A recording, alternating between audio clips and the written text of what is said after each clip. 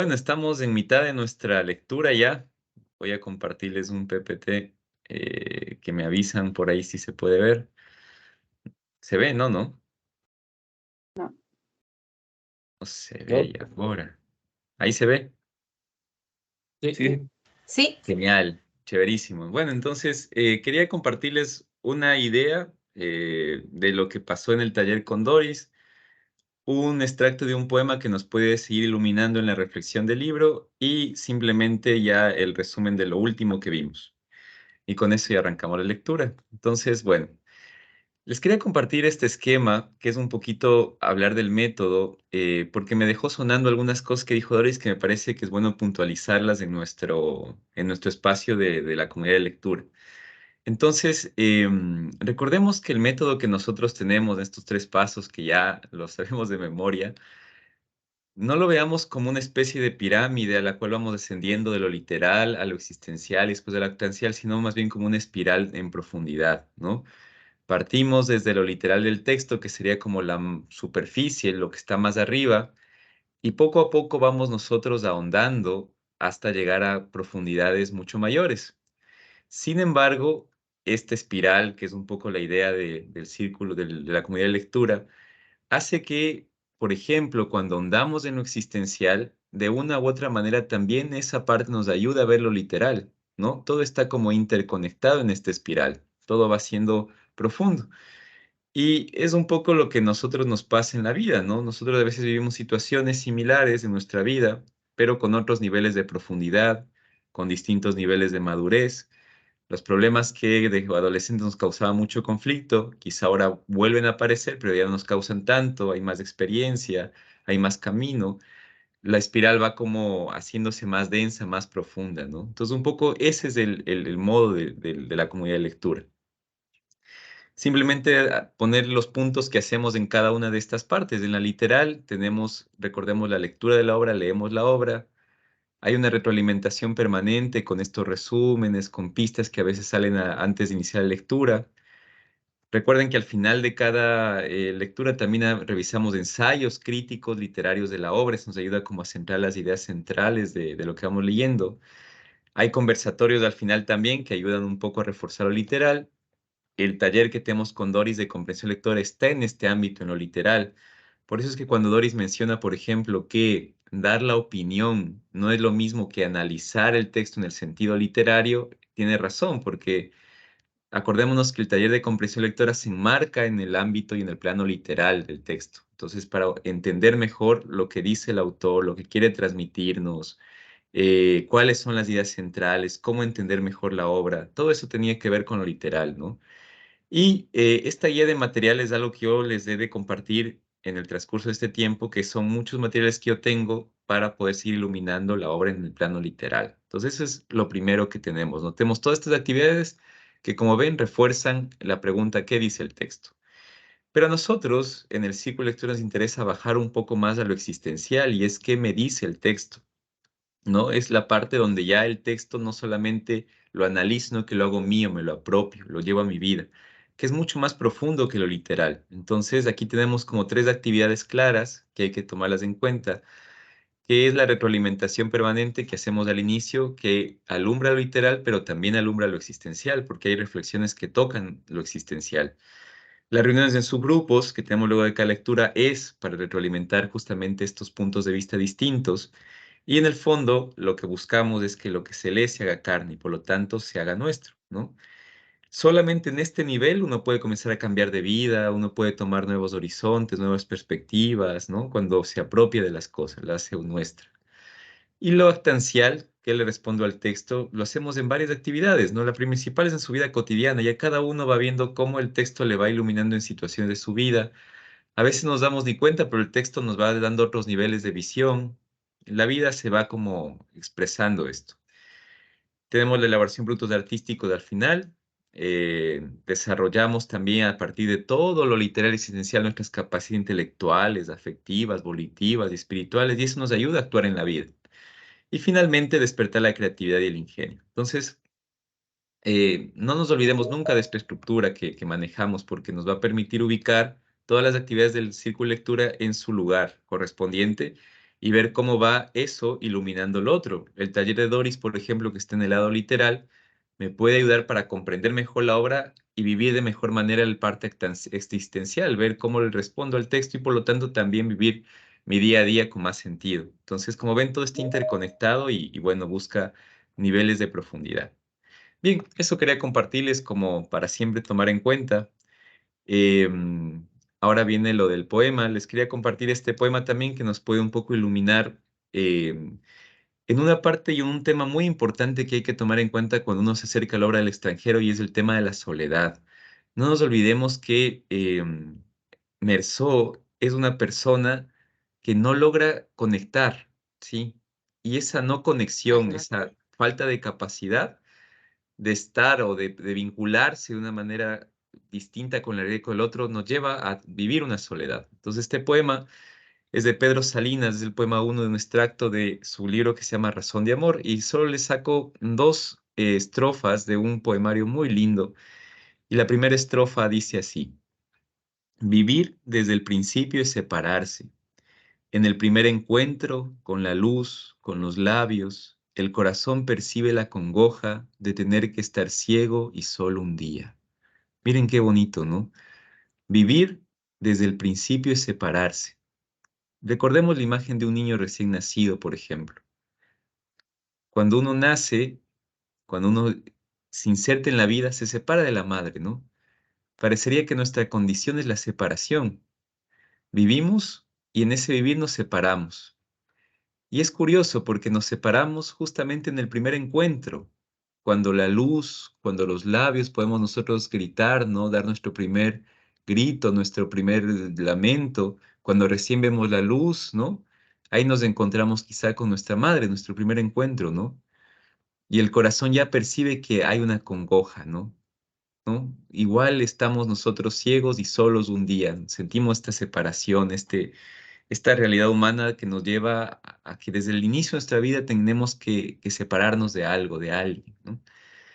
Y frente a esta completa soledad que experimentamos, este primer encuentro con la luz, pero que a la vez también nos da congoja por la separación, el poeta remata con un contraste, ¿no? Quizá Meursault no llega a ese contraste todavía. Yo me atrevería a decir que Meursault está en esta primera parte del poema, no logra entrar a la segunda. Porque la segunda parte nos dice, ¿no? Amor es el retraso milagroso de su término mismo. Es prolongar el hecho mágico de que uno y uno sean dos, en contra de la primera condena de la vida, ¿no? La primera condena de la vida es la separación. Y el amor es el que hace que haya un retraso milagroso de esa separación y permita que uno y uno sean dos, que haya unidad, comprensión, amor. ¿No? Después el poeta seguirá hablando y dirá al final que amarse no es tanto el tema de los suspiros, de los encuentros, sino amarse es decidir a no estar separados. Entonces, eh, interesante, yo cuando leí el poema me pareció curioso, me recordó a Meursault y esta incapacidad que él tiene de esto, ¿no? De retrasar milagrosamente a través del amor la primera condena de la vida, ¿sí? Como para darle un poco de vueltas. Bien, finalmente ya vamos a entrar a la última parte, así que les voy a compartir lo que hemos estado viendo. Aquí tengo un resumen por partes que quizá nos puedan ayudar para no recorrer todo el resumen del libro de manera detallada, sino solamente por partes. Tenemos en la primera parte 6 capítulos. El primer capítulo, 3 acontecimientos. Muere la madre de Meursault, hay un velatorio en la funeraria, se le entierra a la madre y Meursault regresa a Argel. Eso básicamente el primer capítulo. En el segundo capítulo hay un primer encuentro con Mary, se topa en la playa, recordemos. Después de ese encuentro hay el inicio de una relación amorosa, van al cine, se acuestan, ¿no? Y al día siguiente Mary se va y Meursault pasa el domingo en la casa observando lo que sucedía afuera. Así tiene el capítulo 2 como sus argumentos. El capítulo 3, tres momentos, retoma el trabajo después de este largo fin de semana de velar a su madre. Al regreso se encuentra con Salamano y el perro, toda la descripción que ya conocemos, y también se encuentra con Raymond, ¿no? Con su vecino que se decía que vivía de las mujeres. Recordemos que Raymond le invita a comer, y le pide este favor de que le redacte la carta a su amada que le traicionaba. Ese es el capítulo 3. En el capítulo 4 está el escándalo de Raymond. Recordemos que Raymond cumple su promesa y le comienza a hacer todo un escándalo a su amada. Estaban teniendo relaciones sexuales y de repente le da un golpe, ella también responde. Viene la policía y todo lo que se generó ahí. Y al final, después de todo esto, vemos que también, después que Raymond se recupera, le invita a comer a Merceau, cuando regresan se dan cuenta a la mano que perdió a su perro. Y así acaba el capítulo 4. El capítulo 5, tres argumentos también. Raymond invita a Merceau a pasar el domingo en la playa de la casa de un amigo que tenía ahí. Recordemos que también en este capítulo a Merceau le hace una propuesta de trabajo, que se vaya a trabajar a París. Él dice que le da igual, igual al final de cuentas nada cambia en la vida. Y Mary le propone casamiento, lo cual él acepta sin ningún sin ningún espanto ni nada por el estilo, ¿no? Y hay esta conversación famosa con Salamano, ¿no? Donde le cuenta toda la unión que tiene con su perro. Y así termina el capítulo 5. Y nosotros ahora hemos estado ya terminando el capítulo 6, donde hay tres acontecimientos. El último no lo escribí porque lógicamente todavía no lo leemos. Pero básicamente lo que pasaba es que viaja a la casa de la playa de Mason, viaja a la casa de playa así de Mason, ahí en este encuentro con los árabes y lo que vendrá al final. Entonces eso como para tenerlo claro. Y simplemente paso ya todo esto y me detengo en el capítulo 6 para refrescar la memoria de lo que leímos la vez pasada. Recordemos que Merceau, Raymond y Mary se alistan en el capítulo 6 para salir hacia la casa de playa del amigo de Raymond. Les habían invitado a pasar un domingo. Al salir, miran un grupo de árabes, entre ellos el hermano de su querida, recordemos que eran árabes, y Raymond se queda un poco preocupado, ¿no? Porque no, le asombra de que el problema no estuviera resuelto todavía.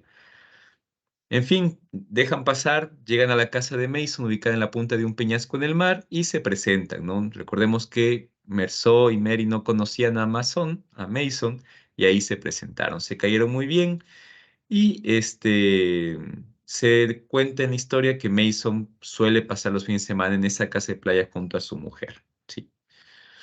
Bien, Mary y Mason deciden bajar a la playa y bañarse. Estaban frente al mar, nadan un rato, descansan y ya llega la hora del almuerzo y deciden regresar otra vez a la cabaña. Todo normal, como cualquier día en la playa de cualquiera de nosotros que algún rato ha ido al mar. Terminan de almorzar y Mason, Merceau y Raymond deciden caminar por la playa, ¿no? Recordemos que Mason no acostumbraba a hacer siestas, sino le gustaba más bien salir a caminar luego de comer, entonces le acompañan Merceau y Raymond.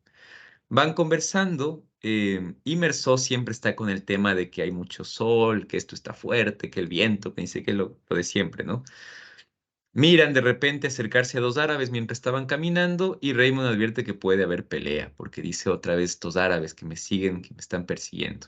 Y en efecto, ¿no? Al encontrarse se empiezan a golpear y uno de los árabes hiere a Raymond en su brazo y boca con un cuchillo. Recordemos que se enfrentan y había uno que tenía una navaja y lo hieren a Raymond, ¿no? Luego de que lo hieren, los árabes escapan. Mason y Raymond deciden ir al médico y Merceau se queda explicando todo lo sucedido a las mujeres, calmándoles, tranquilizándoles.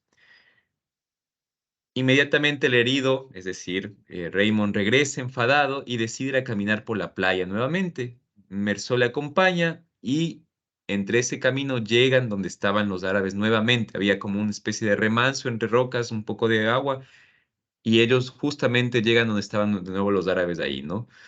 Y nos dice la narración que el sol molestaba inmensamente a Merceau. Los árabes se encontraban aquí en este remanso descansando, uno incluso tocando flauta, pero cuando Raymond llega, se produce una fuerte tensión. Raymond quiere vengarse. Recordemos que le hieren, pues, quería venganza, ¿no? Y Raymond había llevado una pistola para vengarse. Entonces, esa pistola, Merceau ve eso, Raymond le pregunta si les mata y él dice, no, no, espérate un rato, más bien dame a mí la pistola. Si alguno de los árabes te ataca, yo le dispararé, ¿no? Sin embargo, cuando los árabes ven todo este tema, no hacen nada, más bien se van. Y bueno, Raymond se calma, Merceau también, y ambos deciden regresar a casa ya de Mason, ¿no?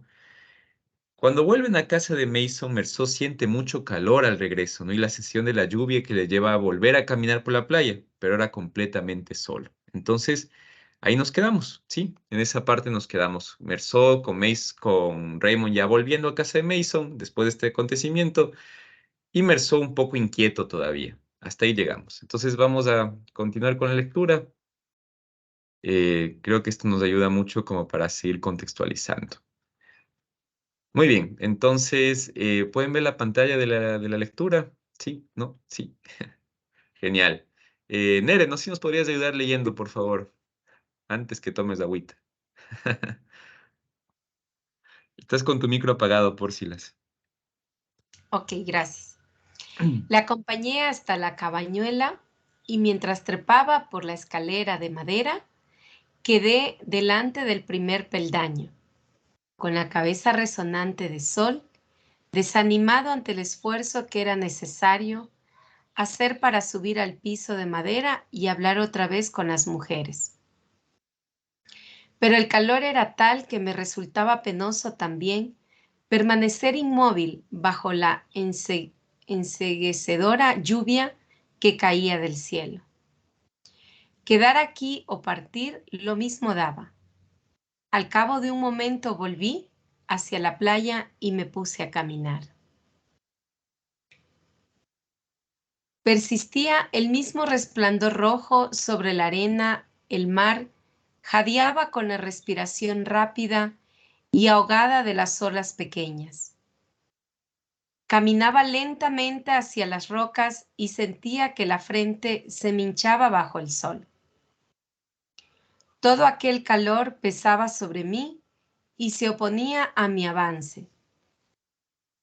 Y cada vez que sentía el poderoso soplo cálido sobre el rostro, apretaba los dientes, cerraba los puños en los bolsillos del pantalón. Me ponía tenso todo entero para vencer al sol y a la opaca embriaguez que se derramaba sobre mí. Las mandíbulas se me crispaban ante cada espada de luz surgida de la arena, de la conchilla blanqueada o de un fragmento de vidrio. Caminé largo tiempo. Veía desde lejos la pequeña masa oscura de la roca, rodeada de un halo deslumbrante por la luz y el polvo del mar. Pensaba en el fresco manantial que nacía detrás de la roca. Tenías deseo de oír de nuevo el murmullo del agua, deseos de huir del sol, del esfuerzo y de los llantos de mujer, deseos, en fin, de alcanzar la sombra y su reposo. Pero cuando estuve más cerca, vi que el individuo de Raimundo había vuelto. Estaba solo, reposaba sobre la espalda, con las manos bajo la nuca, la frente en la sombra de la roca, todo el cuerpo al sol. El albornoz humeaba en el calor. Quedé un poco sorprendido. Para mí era un asunto concluido y había llegado allí sin pensarlo. No bien me vio, se incorporó un poco y puso la mano en el bolsillo. Yo, naturalmente, empuñé el revólver de Raimundo en mi chaqueta. Entonces se dejó caer de nuevo hacia atrás, pero sin retirar la mano del bolsillo. Estaba bastante lejos de él, a una decena de metros. Adivinaba su mirada por instantes entre los párpados entornados. Pero más a menudo su imagen danzaba delante de mis ojos en el aire inflamado. El ruido de las olas parecía aún más perezoso, más inmóvil que a mediodía. Era el mismo sol, la misma luz, sobre la misma arena que se prolongaba aquí. Hacía ya 2 horas que el día no avanzaba. 2 horas que había echado el ancla en un océano de metal hirviente.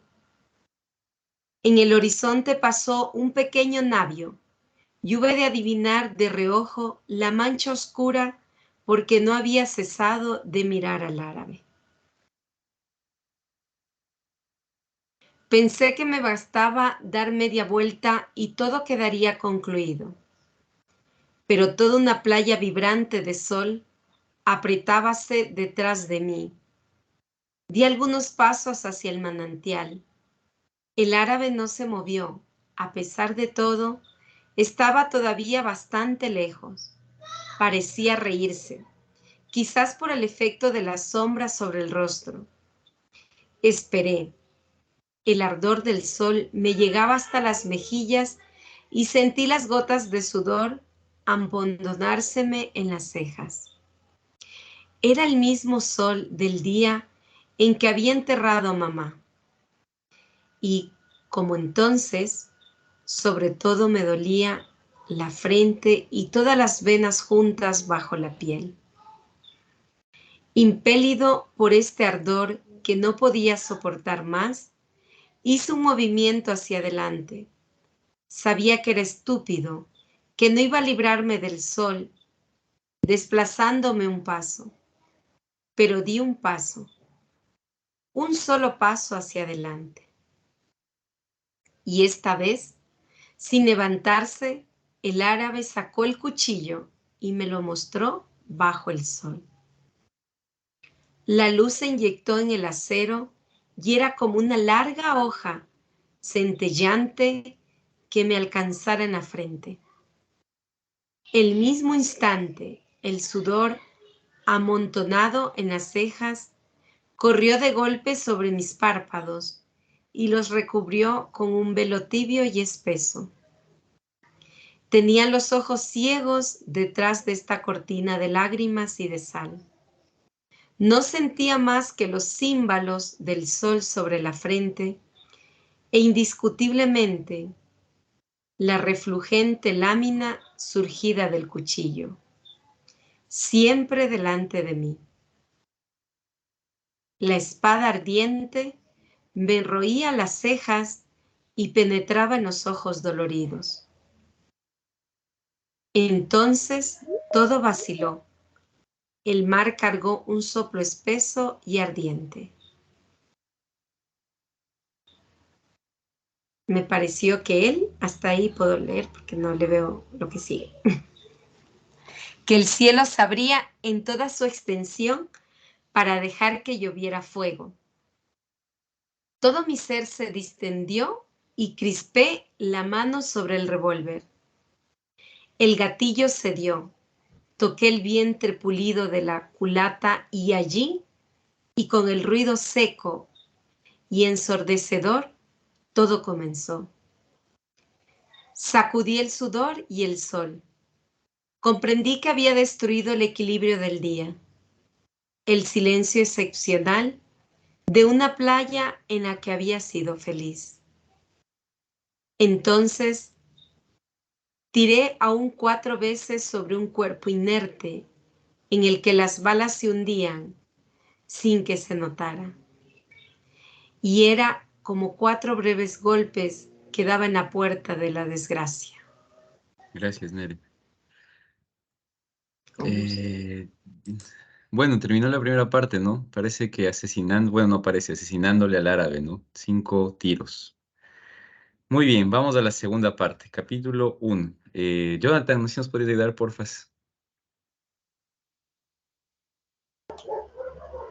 ¿Me escuchan? Sí, sí, sí. Ya. Inmediatamente después de mi arresto, fui interrogado varias veces, pero se trataba de interrogatorios de identificación que no duraron largo tiempo. La primera vez el asunto pareció no interesar a nadie en la comisaría. Por el contrario, 8 días después el juez de instrucción me miró con curiosidad, pero me preguntó, para empezar, solamente mi nombre y dirección, mi profesión, la fecha y el lugar de nacimiento. Luego quiso saber si había elegido abogado. Reconocí que no, y simplemente por saber le pregunté si era absolutamente necesario tener uno. ¿Por qué?, dijo. Le contesté que encontraba el asunto muy simple. Sonrió y dijo, es una opinión. Sin embargo, ahí está la ley.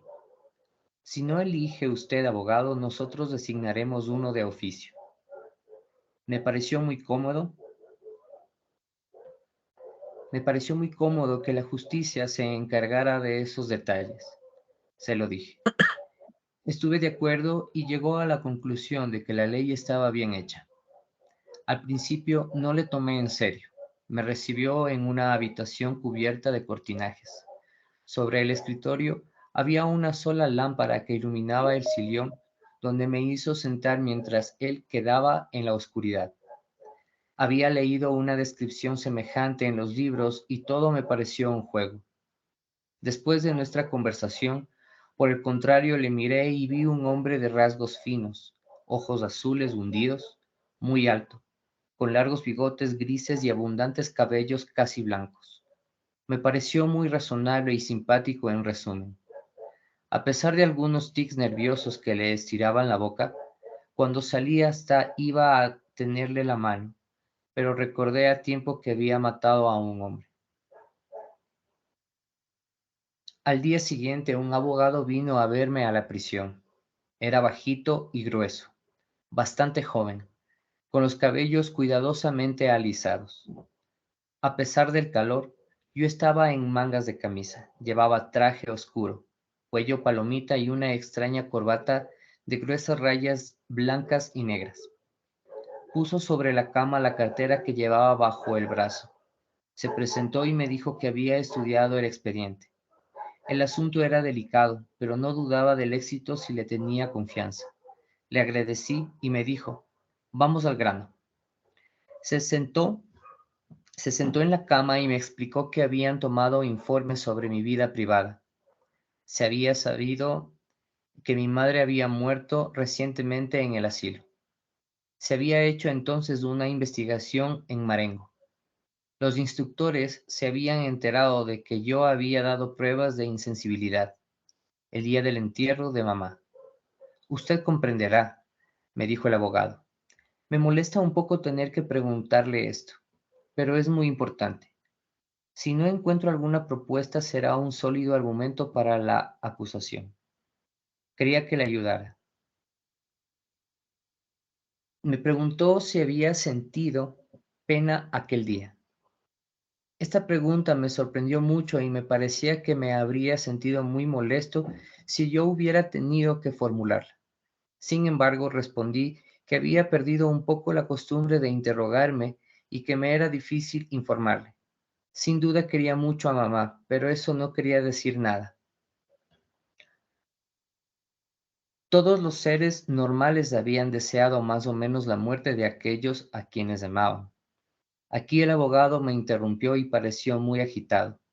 Me hizo prometer que no diría tal cosa en la audiencia ni ante el juez instructor. Le expliqué que tenía una naturaleza tal que las necesidades físicas alteraban a menudo mis sentidos. El día del entierro de mamá estaba muy cansado y tenía sueño, de manera que no me di cuenta de lo que pasaba. Lo que podía afirmar con seguridad es que hubiera preferido que mamá no hubiese muerto. Pero el abogado no pareció conforme, me dijo. Eso no es bastante. Gracias, Jonathan. Vivi, no sé si andas por ahí, ¿nos podrías ayudar, por favor? Mm.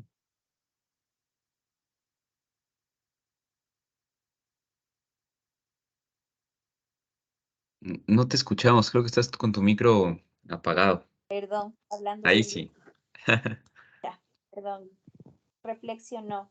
Me preguntó si podía decir que aquel día había dominado mis sentimientos naturales. Le dije, no, porque es falso. Me miró en forma extraña, como si le inspirase un poco de repugnancia. Me dijo casi malignamente que en cualquier caso el director y el personal del asilo serían oídos como testigos y que podían resultarme una muy mala jugada. Le hice notar que esa historia no tenía relación con mi asunto, pero se limitó a responderme que era evidente que nunca había estado en relaciones con la justicia. Se fue con aire enfadado. Hubiese querido retenerle, explicarle que deseaba su simpatía, no para ser defendido mejor, sino si puedo decirlo naturalmente. Me daba cuenta sobre todo de que lo ponía en una situación incómoda. No me comprendía y estaba un poco resentido conmigo. Sentía deseos de asegurarle que yo era como todo el mundo, absolutamente como todo el mundo. Pero todo esto en el fondo no tenía gran utilidad y renuncié por pereza. Poco después me condujeron nuevamente ante el juez de instrucción. Eran las 2 de la tarde y esta vez el escritorio estaba lleno de luz tamizada por una cortina de gasa. Hacía mucho calor. Me hizo sentar y con suma cortesía me declaró que por un contratiempo mi abogado no había podido venir. Pero tenía derecho de no contestar a sus preguntas y de esperar a que el abogado pudiese asistirme. Dije que podía contestárselo. Apretó con el dedo un botón sobre la mesa. El joven escribiente vino a colocarse casi a mis espaldas. Nos acomodamos ambos en los sillones. Comenzó el interrogatorio. Me dijo en primer término que se me describía como un carácter taciturno y reservado, y quiso saber cuál era mi opinión. Respondí, nunca tengo gran cosa que decir, por eso me callo. Sonrió como la primera vez. Estuvo de acuerdo en que era la mejor de las razones y agregó, por otra parte, esto no tiene importancia alguna. Se calló. Me miró y siguió bruscamente, diciéndome con rapidez, quien me interesa es usted. No comprendí bien qué ayudar, no comprendí bien qué quería decir con eso, y no contesté nada. Hay cosas, agregó, que no entiendo en su acto. Estoy seguro de que usted me ayudará a comprenderlas. Dije que todo era muy simple. Me apremió para que describiese el día. Le relaté lo que ya le había contado, resumido para él. Raimundo, la playa, el baño, la reyerta, otra vez la playa, el pequeño manantial, el sol y los 5 disparos de revólver. A cada frase decía, bien, bien. Cuando llegué al cuerpo tendido, aprobó diciendo, bueno. Me sentía cansado de tener que repetir la misma historia y me parecía que nunca había hablado tanto. Después de un silencio se levantó y me dijo que quería ayudarme y que yo le interesaba, que con la ayuda de Dios haría algo por mí. Pero antes quería hacerme aún algunas preguntas. Sin transición me preguntó si quería a mamá. Dije sí, como todo el mundo. Y el escribiente, que hasta aquí escribía con regularidad en la máquina, debió de equivocarse de tecla, pues quedó confundido y tuvo que volver atrás. Siempre sin lógica aparente, el juez me preguntó entonces si había disparado los 5 tiros de revólver uno tras otro. Reflexioné y precisé que había disparado primero una sola vez y después de algunos segundos. Los otros 4 disparos. ¿Por qué esperó usted entre el primero y el segundo disparo? Dijo entonces. De nuevo revivió en mí la playa roja y sentí en la frente el ardor del sol, pero esta vez no contesté nada. Durante todo el silencio que siguió, el juez pareció agitarse. Se sentó, se revolvió el pelo con las manos, apoyó los codos en el escritorio y con extraña expresión se inclinó hacia mí. ¿Por qué? ¿Por qué disparó usted contra un cuerpo caído? Tampoco a esto supe responder. Gracias, Vivi. Ujú. Kelly, no sé si estás por ahí. Claro. A ver, Gracias. me- El juez. listo. El juez se pasó las manos por la frente y repitió la pregunta con voz un poco alterada. ¿Por qué? Es preciso que usted me lo diga. ¿Por qué? Yo seguía callado. Bruscamente se levantó, se dirigió a grandes pasos uy, Perdón. hacia un extremo del despacho y abrió el cajón de un archivo.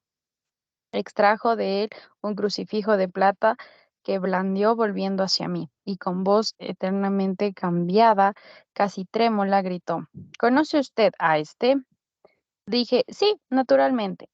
Entonces me dijo muy deprisa y de un modo apasionado que él creía en Dios y que estaba convencido de que ningún hombre era tan culpable como para que Dios no lo perdonase, pero que para eso era necesario que el hombre, por su arrepentimiento, se volviese como un niño cuya alma está vacía y dispuesta a aceptarlo todo.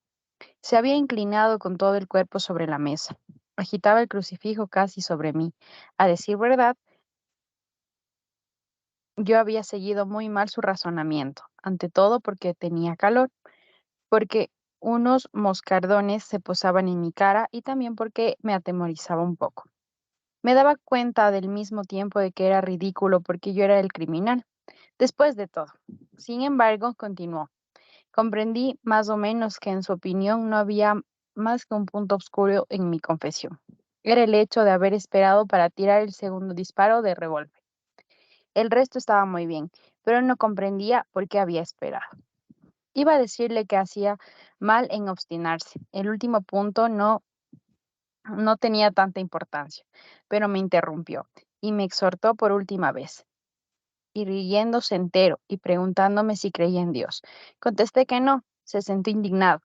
Me dijo que era imposible que todos los hombres creían en Dios, aun, aun aquellos que le volvían la espalda. Total era su convicción, y si alguna vez llegara a dudar, la vida no tendría sentido. ¿Quiere usted, exclamó, que mi careza de sentido? Según mi opinión, aquella no me concernía, y se lo dije. Entonces me puso el Cristo bajo los ojos por sobre la mesa y gritó en forma irrazonable: Yo soy cristiano, pido a éste el perdón de sus pecados. ¿Cómo puedes no creer que ha sufrido por ti? Me di perfecta cuenta de que me tuteaba, pero también estaba harto. Cada vez hacía más y más calor. Como siempre que siento deseos de librarme de alguien a quien apenas escucho. Puse cara de aprobación con gran sorpresa mía. Exclamó triunfante. ¿Ves? ¿Ves? Decía. ¿No es cierto que crees y que vas a confiarte en él? Evidentemente dije no, una vez más. Se dejó caer en el sillón. Parecía muy fatigado. Quedó un momento silencioso mientras la máquina, que no había cesado de seguir el diálogo, prolongaba todavía las últimas frases. Enseguida me miró atentamente y con un poco de tristeza murmuró: Nunca he visto un alma tan endurecida como la suya. Los criminales que han comparecido delante de mí han llorado siempre ante esta imagen del dolor. Iba a responder que eso sucedía justamente porque se trataba de criminales, pero pensé que yo también era criminal. Era una idea a la que no podía acostumbrarme. Entonces el juez se levantó como si quisiera indicarme que el interrogatorio había terminado. Se limitó a preguntarme con el mismo aspecto de cansancio si lamentaba el acto que había cometido. Reflexioné y dije que más que pena verdadera sentía cierto aburrimiento. Tuve la impresión de que no me comprendía, pero aquel día las cosas no fueron más lejos. Después de esto, volví a ver a menudo al juez de instrucción, pero cada vez estaba acompañado por mi abogado. Se limitaban a hacerme precisar ciertos puntos de las declaraciones precedentes, o el juez discutía los cargos con el abogado, pero en verdad no se ocupaban nunca de mí en esos momentos. Sin embargo, poco a poco cambió el tono de los interrogatorios. Parecía que el juez no se interesaba más por mí y que había archivado el caso. En cierto modo, no me habló más de Dios y no lo volví a ver más con la excitación del primer día. Las entrevistas se hicieron más cordiales, algunas preguntas, un poco de conversación con el abogado y los interrogatorios concluían. El asunto seguía en curso, según la propia expresión del juez. Algunas veces también, cuando la conversación era de orden general, me mezclaban en ella. Comenzaba a respirar. Nadie en esos momentos se mostraba malo conmigo. Todo era tan natural, tan bien arreglado y tan sobriante representado, que tenía la ridícula impresión de formar parte de la familia. Y al cabo de los 11 meses que duró la instrucción, pude decir que estaba casi asombrado de mis únicos regocijos. Hubiesen sido los raros momentos en los que el juez me acompañaba hasta la puerta del despacho, palmeándome el hombro y diciéndome con aire cordial: Basta por hoy, señor anticristo. Entonces me ponían nuevamente en manos de los gendarmes. Gracias, Kelly. Muy bien, llegamos hasta acá, hasta el capítulo 2.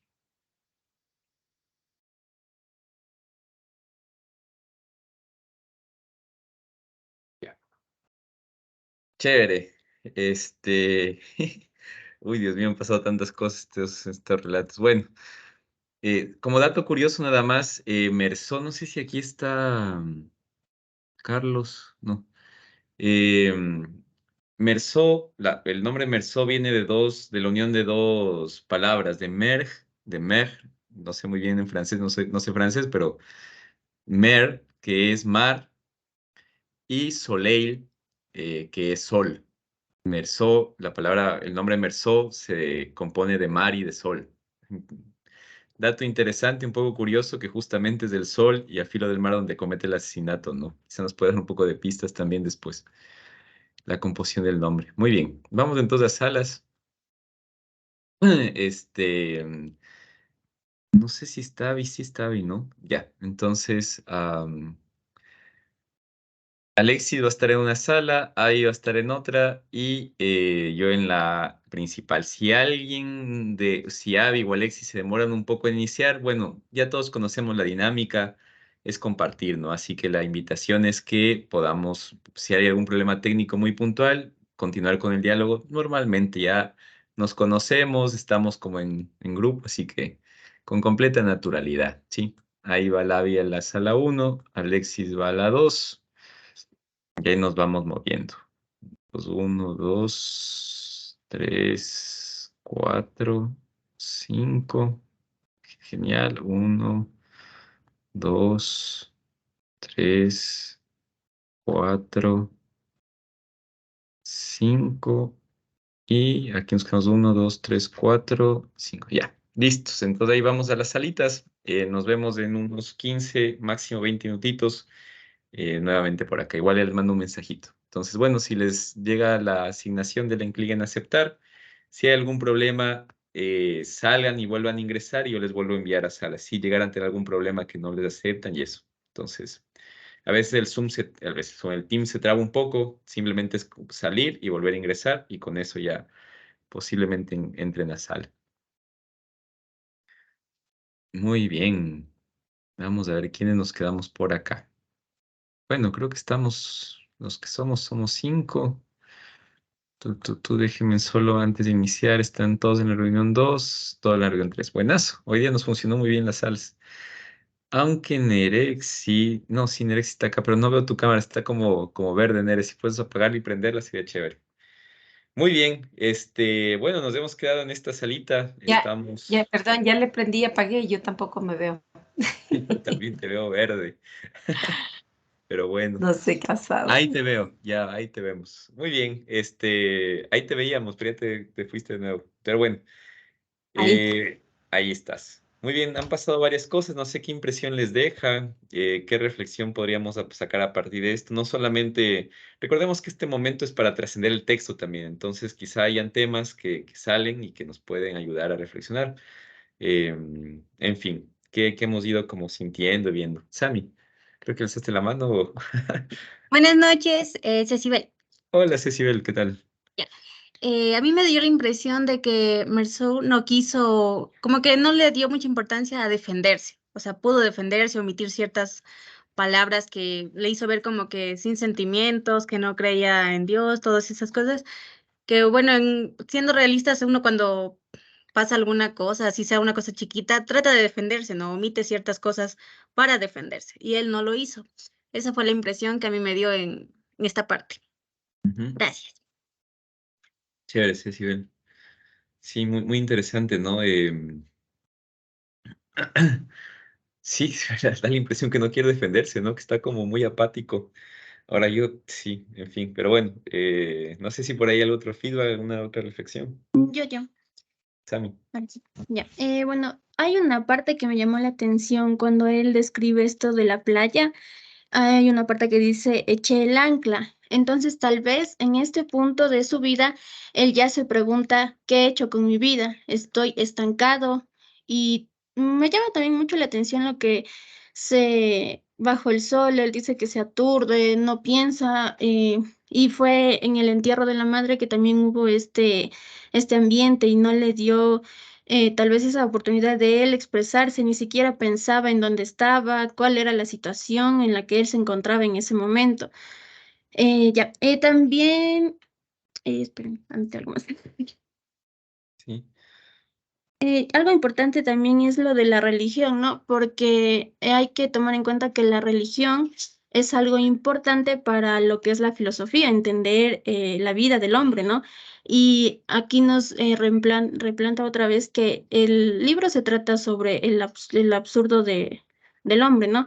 Entonces, aquí tiene mucha relación en esto de que él no cree en Dios, y es por esto, porque esto es como que una pieza clave para la filosofía para entenderlo, para entender la vida. Algo que tal vez no, tampoco tuve respuesta y sí me llama bastante la atención es por qué él esperó a disparar 4 veces más después del primer disparo. Tal vez también fue por esto de su aturdimiento, no supo cómo reaccionar, fue impulso, o tal vez fue como que, bueno, ya está hecho y tal vez fue una queja para él mismo el volver a disparar 4 veces, ¿no? Eso. Sí, gracias, Ami. Dejas muchas interrogantes muy interesantes, ¿no? Muchas relaciones también.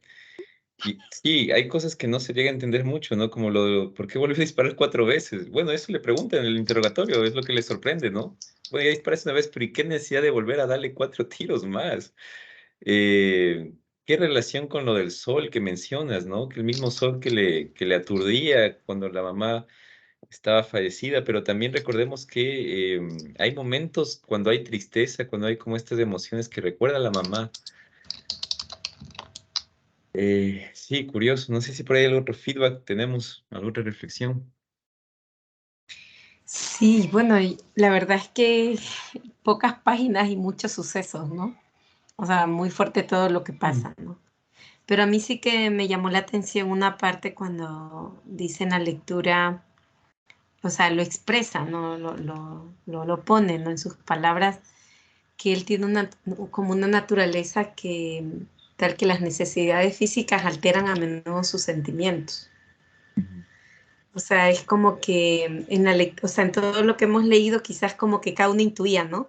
Pero aquí como que lo expresa, o sea, lo dice, como que es consciente que sucede algo en él. En las lecturas anteriores yo sentía como que no sabíamos qué era lo que le ocurría al personaje, pero hoy como una idea central que a mí me ha resonado es que ubica a él y lo dice, o sea, lo pone en palabras, ¿no? Y dice, es que esta naturaleza que tengo, o sea, es como que esas necesidades físicas sí alteran esos sentimientos, ¿no? Y sí me deja resonando porque en el grupo anterior, en la reflexión del martes anterior, hablábamos de que más bien ahí María, creo que es la compañera que le pidió casarse y todo, Sí. era como su ángel porque como que le despertaba, ¿no? Ese estar activo en la vida y mostrar sus sentimientos, ¿no? Y aquí como que él, ante el suceso que está pasando, ¿no?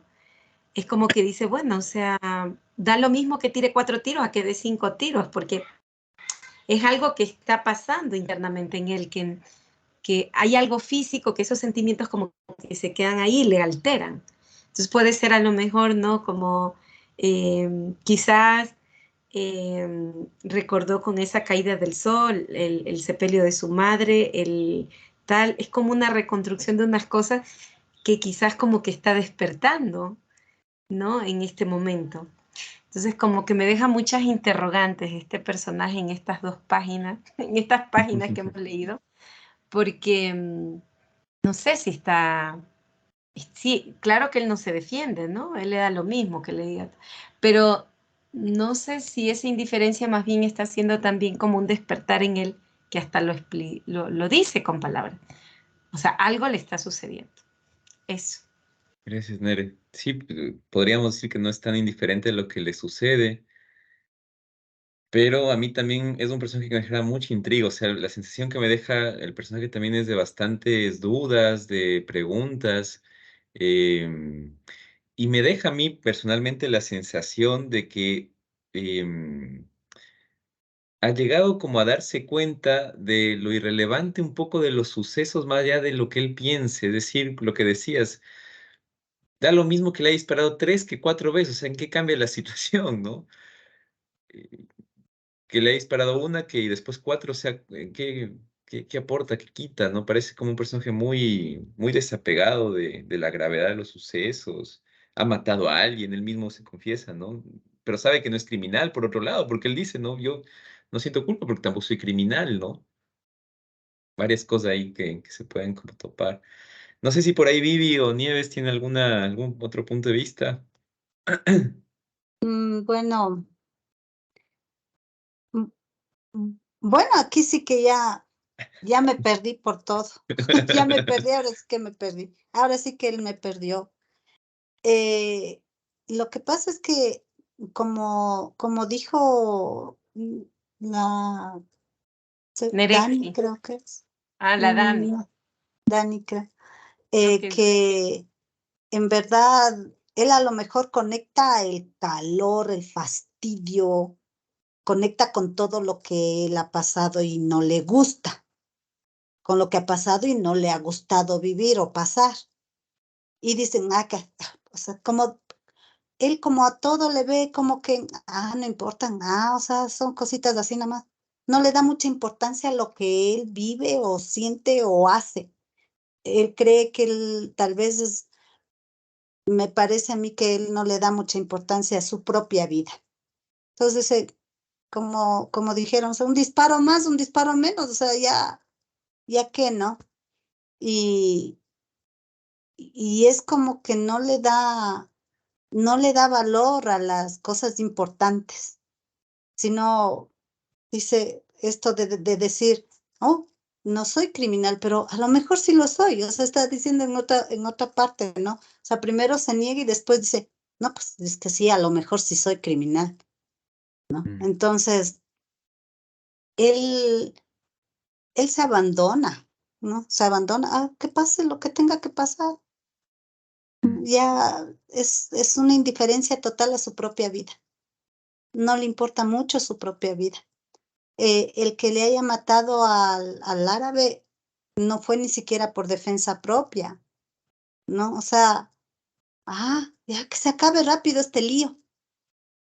Pienso yo que él pensó así, que se acabe rápido este lío si no estamos aquí pasando el tiempo y yo ya no aguanto este calor. Es lo que pasó con la mamá cuando se fue al velorio y al entierro, ¿no? O sea, mañana van a enterrarle. Pues, rápido fue esto, que se acabe rápido, ¿no? Que no aguanto este estado, este calor, esta incomodidad. Entonces, es lo mismo. Él actúa como por instinto, más que mm, por, más que con la razón, ¿no? ujú. Y después quiere pensar, no, o sea, ya, ya está hecho.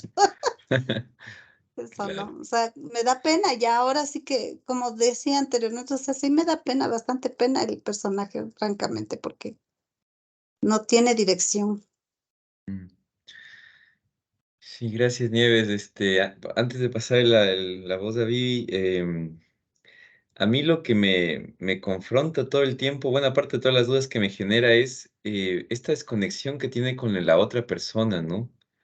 Bueno, no solo con la otra concreta, con el otro en general, con los otros en general, ¿no? Sí, falta de diálogo, de conexión, podríamos llamar de empatía, podríamos llamar de ponerse en el lugar del otro, porque en el fondo tampoco, o sea, él dice, bueno, yo le maté, pero tampoco no piensa en la familia del árabe, en la esposa, ¿no? Me da la impresión que está como muy cerrado en su mundo, ¿no? Y a mí me confronta mucho esta imagen de un personaje así, porque, bueno, esto ya lo hago más como en mi vivencia personal. Ahora que les escuchaba hablando, justamente y paradójicamente comenzamos hablando de la violencia, ¿no? De lo que está pasando en Ecuador, de asesinan a un alcalde, violencia por todo lado, matan a gente. eh, mm, o sea, uno se asusta, ¿no? Uno dice, pero ¿por qué? ¿Qué está pasando? Pero esos niveles de conexión con la realidad a veces yo siento que en mi caso personal tengo que estar ahí para ver y palpar, para que realmente me movilice, ¿no? Hacer algo, porque yo digo, a veces muere la gente todo el tiempo y están como en estas situaciones y uno, o sea, no se llega a movilizar, un poco tiene como esta sensación de Mersón, ¿no? Ya, pues ya murió, pues ni modo, ya, o sea, pobrecito, sí, pero ya murió. Yo no sé si estas desconexiones son como esta falta de diálogo que puede como mantenernos adormitados. Eso me causa, a mí me confronta mucho, porque no quiero llegar a ese nivel de naturalización y de deshumanización o de desconexión, así pase lo que pase. Claro, falta que alguien de nuestra familia le pase eso, alguien cercano fallezca o alguien para que uno diga, caramba, cha, esto es feo, duele. Pero en el caso de Mersó, ni así, porque falleció la mamá, que es el vínculo en teoría más cercano, y ni así. Es como ya un poco Sammy hablaba del absurdo. eh, eso quizás nos dé tema, yo creo que en la parte, ya cuando nos centremos mucho en lo literal, habrá que darle más vuelta porque yo no sé si Merson necesariamente es del hombre absurdo, yo más bien creo que es del hombre solo, ¿no? El hombre completamente solitario frente a la vida. Eh, y así va a pasar, va a estar solo, sin conexión con el otro, sin compasión, sin... Esa soledad me parece muy actual hoy en día, muy actual, porque esta falta de compasión creo que es algo que la sociedad está viviendo. Un poco tú hablabas de la cultura del miedo, Nerexi, yo hablaría de la cultura de no sé, de la crueldad, quizá, o de la desconexión, ¿no? Desconectados en medio de un mundo tan conectado, ¿no? Eso me confronta mucho de Mersó, porque es una imagen que yo digo, ojalá no llegue el día en que yo me sienta así. Todo da igual, igual la gente muere, igual mañana matan a cualquiera, ya qué más da. O sea, uno más, uno menos. Eso me confronta mucho. Vivi, ¿vas a compartir algo?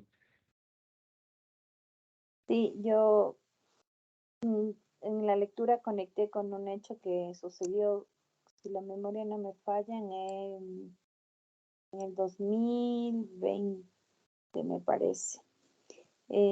Cuando estaba, me acuerdo, en Estados Unidos, Barack Obama como presidente, eh, hubo una masacre, creo que una de las más fuertes y complejas para ese país y para el mundo entero, de hecho, fue cuando asesinaron a 20 niños, 19 niños y 2 profesores.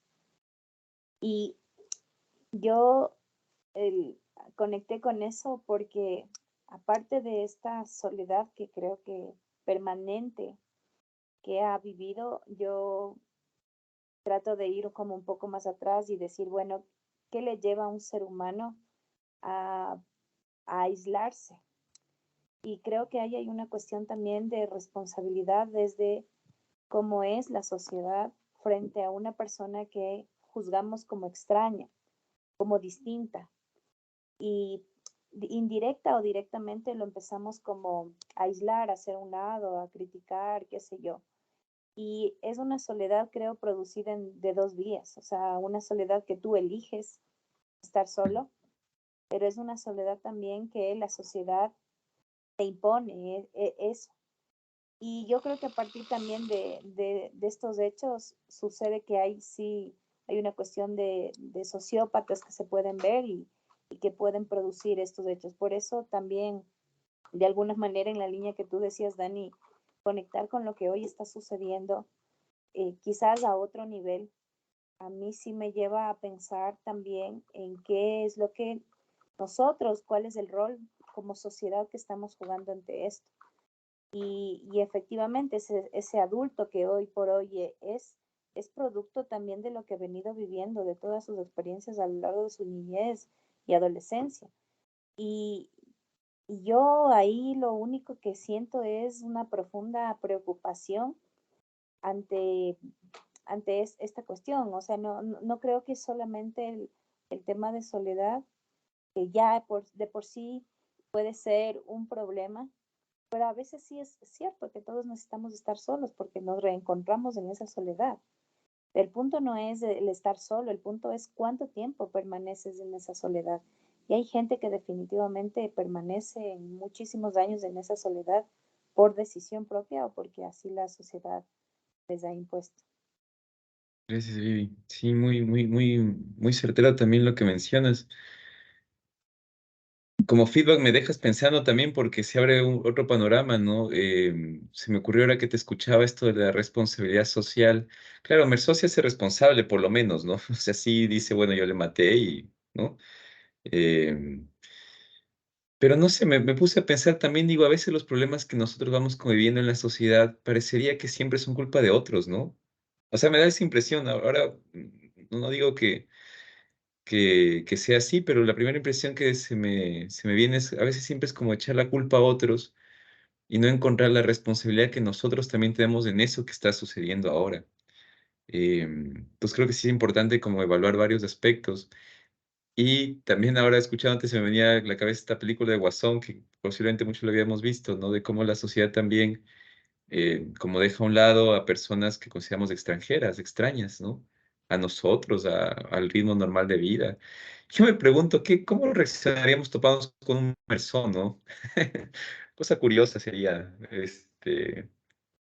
no sé cómo reaccionaríamos, ¿no? Estos que están acostumbrados a los extrovertidos, ¿no? A la gente que está ahí como, ¿qué pasaría con una persona así, mucho más apática, ¿no? En fin.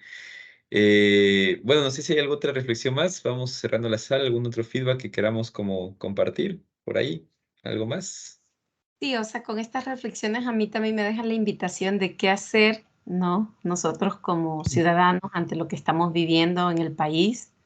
Nos quedamos de brazos cruzados, nos ponemos a llorar, nos ponemos en la angustia, o qué hacemos, ¿no? Porque sí es verdad, Dani, o sea, si nos encontramos a una persona como Merceau, ¿qué hacemos? O si nosotros mismos somos Merceau, ¿y qué estamos haciendo? ¿Cómo nos estamos mirando? ¿Cómo estamos también mirando hacia otro, ¿no? A esas otras personas. Entonces también es como, o sea, ¿qué vamos a hacer? En este momento nos están dando un país que parece que no es nuestro. Pareciera que fuera otro país. Y este es nuestro país, o sea, somos parte de él. Pero también tú dices, ¿qué hacer? O sea, ¿qué hacer? Porque es demasiada violencia, o sea, es una violencia extrema, profunda. Entonces, sí me queda como, bueno, sí, es verdad. Nos podemos, por ejemplo, acompañar en esta comunidad lectora, expresar lo que sentimos. Creo que eso también te hace bien, ¿no? Te hace sacar, compartir con otros, organizarnos en el barrio. Eh, Quizás también, ¿no? Estar como más atento a esos sectores que pueden ser también como cultivo, ¿no? Para cautivar en este tema de violencia, los jóvenes en especial, ¿no? Que son a quienes más están llamando para estos grupos organizados, ¿no? ¿Qué estamos proponiendo? O sea, ¿qué estamos haciendo? Entonces, sí me deja como esa pregunta, no es respuesta, ¿no? De qué vamos a hacer, ¿no? De si estamos en este momento viendo todo esto y no como contrastando con esta lectura que justo empezamos, como tú dices, con un diálogo de violencia y justo la lectura nos propone todo esto como en 4 hojas de pura muerte de tal y lo estamos viviendo nosotros, ¿no? Entonces eso. Gracias, Nere. Vivi. Yo, Dani, solo quería, justo para seguir la línea de Nerexi, a mí me lleva también a un punto, y es esta reflexión constante de qué hacer desde nuestro espacio.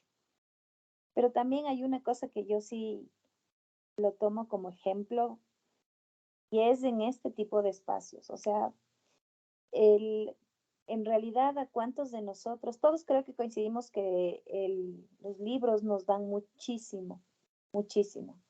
Y suelen hasta ser un refugio muchas veces. Lo hablo de forma personal. Pero mi pregunta es, ¿a cuántos de nosotros o a cuántas personas nosotros, personas que estimamos o personas que simplemente vemos que viven ahí, no hemos esta invitación trasladado? Es decir, cuando nosotros conscientemente sabemos que la lectura en sí mismo es una cuestión que aporta de muchas maneras a una persona, en realidad hemos hecho suficiente para que esa persona venga, o lo hemos soltado simplemente porque recibimos un no, o quizás ni siquiera hemos abierto la boca y decir, bueno, ¿saben qué? Les invito acá. Entonces, ahí hay una cuestión también, desde desde la posición como uno se para frente al resto. Entonces, ahí justo lo que Nerexi decía, ¿qué hacer? Y esto ya es una cuestión chiquitita. Imagínense si nosotros en realidad tomamos acción desde varios espacios, no solo desde el ámbito, desde el rol como ciudadanos o protagonistas ya desde un tema político, sino en estas cuestiones.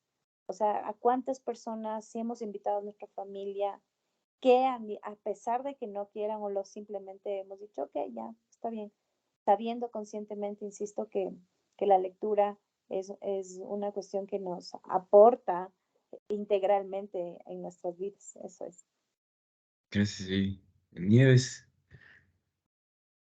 No, simplemente que con la reflexión que nos hizo Nerexi, pues también, como dice, como Mersó, ¿no? Acepta su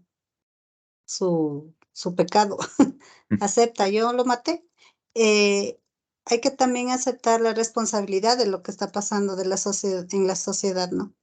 Cada uno aceptar la responsabilidad de lo que está pasando en nuestro país al menos, porque dejamos que, que se hicieran leyes, que se produjeran cosas y se eligieran a personas que, que trajeron todo este mal acá a nuestro país. Entonces, sin ser yo política, ¿no? O sea, ni nada de eso, ni partidista ni partidaria de ningún partido o grupo político. Pero sí, hay que asumir esa responsabilidad y muchas veces yo me he sentido responsable porque dije, en una, en una consulta en la que teníamos que haber puesto no, no, no, no, no, por disque apoyar a mi candidato, puse sí, sí, sí, sí, sí. Entonces, sin medir las consecuencias. Y vemos ahora las consecuencias de esa irresponsabilidad que como ciudadanos debíamos haber tomado a tiempo. Ahora ya tenemos que ver y ahora sí elegir algo que pueda cambiar la situación de nuestro país. Entonces, en esa parte en la lectura dijo, las leyes están bien hechas, le dijo el, el que le interrogaba, ¿no? El policía. Le dijo, las leyes están bien hechas. Y bueno, hay que ver qué tan bien hechas están en nuestro país. Sí, gracias, Eso Nieves. nada más. Sí, creo que en el fondo hay una invitación a no a tener esta abulia, esta falta de voluntad frente a la vida, sino todo lo contrario, ser seres con capacidad volitiva, ¿no? De poder poner toda nuestra voluntad en la vida, ¿no? Y de poder eso transmitirlo de distintas acciones, como decía Vivi con la lectura, Nieves con el tema de la responsabilidad social, política, Nere también, igual Sami, Cecibel también desde otras perspectivas, entonces todos como tratar de ir haciendo una sinergia, eso es muy bonito. Muy bien, gente, creo que vamos volviendo con todos. Muy interesante siempre las reflexiones. Yo creo que el libro siempre va abriendo bastantes puntos de vista y va a seguir abriendo ciertamente. Yo por ahí quisiera algún ratito escuchar a los... Hay varios abogados y abogadas de acá, a ver cómo actuarían en este juicio de Mersó. A eso me parecía muy interesante también. Entonces, bueno, vamos volviendo. Perdón, no sé si tuvieron bien con el tiempo, me pasé, es que les corté. Está bien. Chévere. Está muy bien. Chévere, muy bien, vamos volviendo ya. Muy bien, gente. Creo que las reflexiones que van saliendo son muy interesantes. Me encantaría partirme yo en tres y poder escuchar lo que pasa en el grupo uno, en el 2 y en el ensayo principal, porque siempre que estoy en alguna reunión con todo es interesantísimo, ¿no? Paradoja que nosotros vivimos, hemos empezado hablando de violencia, vemos en el libro una escena violenta. Quizá la invitación es a seguir como confrontándonos con este personaje de Mersó, darle un sentido a nuestra vida, aterrizarlo a nosotros y también tomar quizá posturas que nos ayuden a, no sé, quizá no caer en esta apatía completa frente a la vida o esta falta de voluntad ante los acontecimientos. Em, eh, Presenciamos la muerte, en este caso literaria, de un individuo y todo si se han dado cuenta, nos hicieron ver la muerte desde la visión de Mersó, ¿no? Tan como tranquila, ¿no? Parece que no pasó nada. Es que Mersol lo toma así, es como ya, bueno, sí, 4 disparos más, después le maté, sí, le maté, ya, a ver qué pasa, qué hacen. Muy interesante. Ojalá que podamos cada vez ir saliendo de esta apatía que es, creo, natural a veces en la vida, de este aburrimiento que podemos tener, de esta falta de voluntad frente a las cosas y ser gente de respuesta, ¿no? Creo que este espacio nos ayuda para reflexionar y ampliar un poco la mirada. Así que nada, eso, gente. No sé si por ahí hay algo más que quede pendiente por decir, Alexis, Davi o cualquiera quiera algo compartir, algo puntual. Sí, ¿no? ¿No? Muy bien. Eh, es 26. El jueves ahí con Doris terminamos la segunda parte del taller. El cafecito ya con Alexis coordinarán, creo que es en casa de Doris mismo. Algo más les iba a decir. Diego Chamorro que nos va a ayudar para el final de la charla del extranjero, ya está confirmado para el 15 de agosto. Bueno, el calendario usted ya lo tiene, esas fechas tomarlas en cuenta, es importante que las tengamos como ahí, porque esas charlas siempre son abiertas, pues, ¿no? Entonces ya les daremos la invitación para que la puedan expandir. Diego Chamorro es literato y filósofo, publicó hace poco un libro de ensayos y nos va a hablar del extranjero desde la filosofía y desde el existencialismo. Entonces va a estar muy interesante y vamos ya a terminar como de cerrar la comprensión del texto desde otra mirada un poco más filosófica, que creo que nos va a ayudar mucho a todos. Eso, gente, así que a seguir con nuestra actividad día a día. Ya nos veremos el jueves, pues con Doris nuevamente. Eso, cuídense mucho. Abrazos grandes, descansen, Muchas bonita gracias noche. a Muchas todos. Buenas gracias. Ya nos Una veremos. noches. buena Chao, noche con chao. Una todos, buena noche para descansen, Buenas noches a todos. que les todos. vaya Buenas bien, Descansen. Chao, noches. chao. Nos vemos. no se comporten como Mersol. Sí, por favor, frente a la violencia, no, no estemos apáticos. Mucho Mersol en moto. Mucho Merced Moto. Mucho Mersol de extranjero. Versus Valga la Cariati. redundancia. Qué barbaridad, no, no, no, ojalá que, sí, en fin, que no nos contagiemos de esta apatía, ¿no? Imagínense. Y a veces pasa, lamentablemente, ¿no? Murió el alcalde de Manta, uy, pobrecito, pero ya murió. ¿No? Me pasa eso. Bueno, en fin. Ya nos veremos, pues, gente, cuídense. Voy a ir dando la grabación.